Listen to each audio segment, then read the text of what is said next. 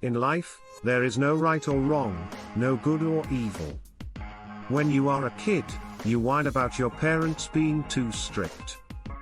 When you are the parent, you complain about your kids not being obedient.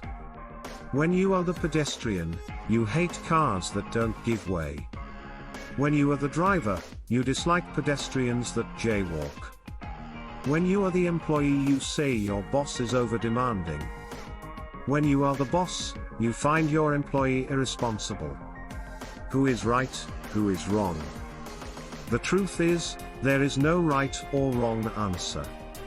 It is humanity's intrinsic attribute to be self-centered. If we aren't, we would have been saints. Many people love to stand on the moral high ground to criticize others, but do they know enough to know better? They are not the person subjected to the circumstances, their interests are not on the line, and they won't understand the considerations involved. In this world, there is no good or evil, only strong or weak. Our loyalty to our moral values has evolved into our loyalty to monetary value. When you are poor and worthless, what surrounds you are condescending looks and distanced acquaintances. When you are rich and successful, even your enemies and strangers will claim to be your friends and relatives. If no one is listening to you, it is because you are poor or you don't have anything that other people need. If so, you are ready to be eaten alive. There is no one on this planet that has the duty to be loyal to another person, regardless if they are friends or relatives, and even to some extent families.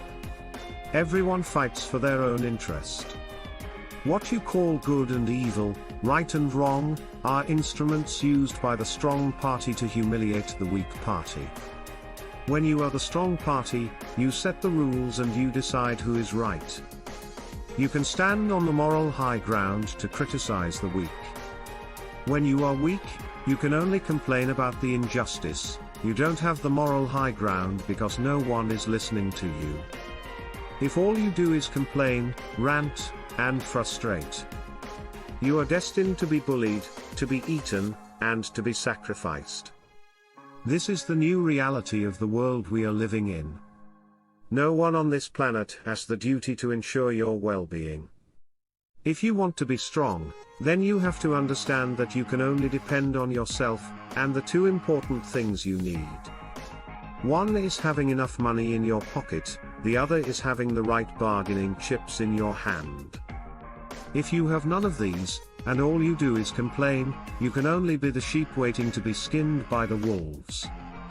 If you are a writer who writes well but is discouraged because your stats have been going down, don't be despair, more important. Don't rant or criticize.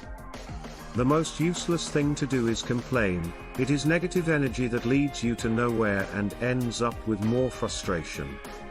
Focus your energy on building up your bargaining chip. It can be anything that other people will want to associate with. The more you have, the better you are. If you are a writer, the best bargaining chip you can have is not your perfect writing skills or that your editor title. The best bargaining chip is your subscribers and base of followers. You can find a writer who can write with perfect English anywhere, anytime. But it is hard to find someone who has 50k subscribers or 100k followers. Email subscribers are better than followers because the latter is restricted to the platform you are on and it can be taken away from you at any time. Subscribers, on the other hand, are yours to own. The more you have, the better. You are regardless of the platform that you write on. Don't let other people's success frustrate you. Learn how to leverage others' success to reach yours.